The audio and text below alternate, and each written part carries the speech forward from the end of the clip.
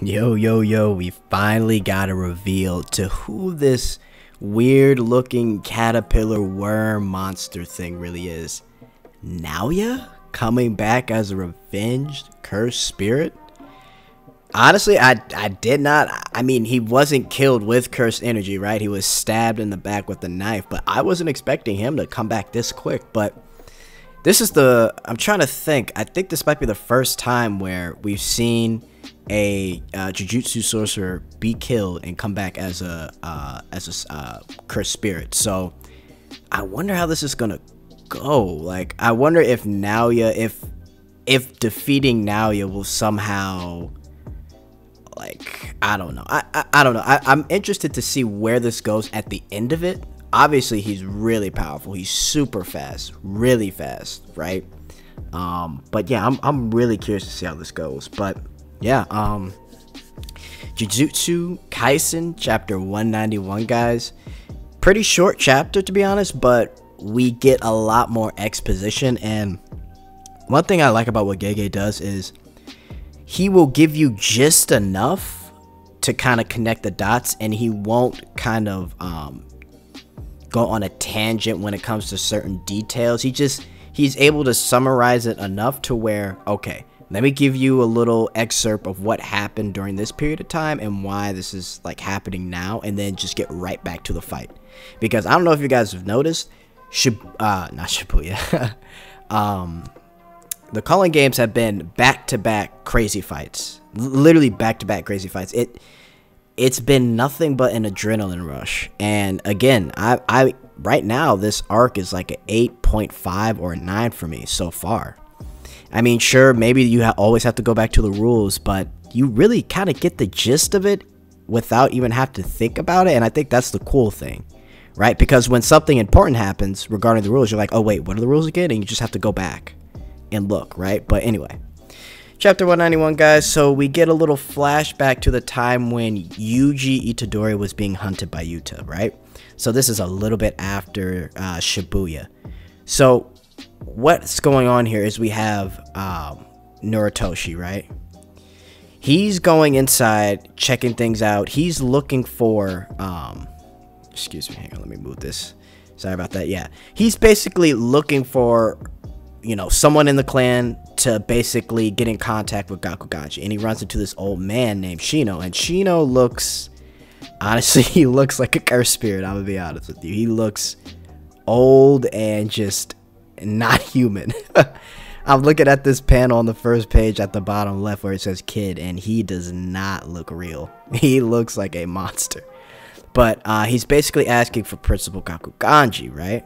He wants to get the Zenin clan heads involved and the Gojo clan involved, right? And he's like, Shino's kind of perplexed. He's like, hey, how did you get in here? And then he mentions this guy named Kotokichi, how you know, he just starts rambling. He's like, Kotokichi, ever since he became the captain of the defense squad, the barrier has been, the barrier has been about as effective as a sieve.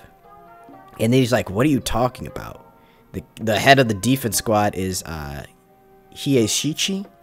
So, automatically, as they keep talking here, the old man is just, you realize the old man's out of it. He doesn't know what he's talking about.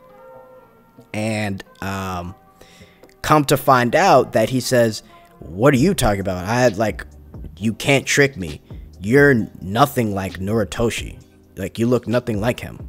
You're not the face of the clan, right? And he's like, but I am. And then he realizes Noritoshi, there's only one other person with the name Noritoshi Kamo. And we see Noritoshi Kamo as Geto, right? Brain-kun. And he's just sitting right here chilling. And he basically kind of says, yo, you're a little bit late. And this is what happens, right? He basically congratulates or gives Kamo, right? Our Kamo, Jujutsu High Kamo. He gives him his props for basically finding things out. So I want to read this real quick because it's important, right? He says, you know, you should have already learned my true identity at Shibuya. An unprecedented jujutsu terrorism, the sealing of Gojo, and the culling game. The main culprit might be dead, but he's still a member of the Kamo clan. If so, then the conservative faction that is the core of the jujutsu headquarters might already have been a mere puppet. That's what you thought, right? So kind of going into why Noritoshi came here in the first place. But since my shell of Geto Suguru has received an execution order, that shows that the conservative faction is not united, right? Because if they're united, they wouldn't put an execution order on Suguru Geto. And the corruption is limited to a few members. So there's a few people in the higher-ups that knows what's going on, including himself. So you thought you'd appeal to Gakuganji, since he has both influence and trust within the faction, and the attempt to have the orders from the Jujutsu headquarters canceled, right? And he's basically talking about canceling all the rules that were put upon. There were like 4 rules, right?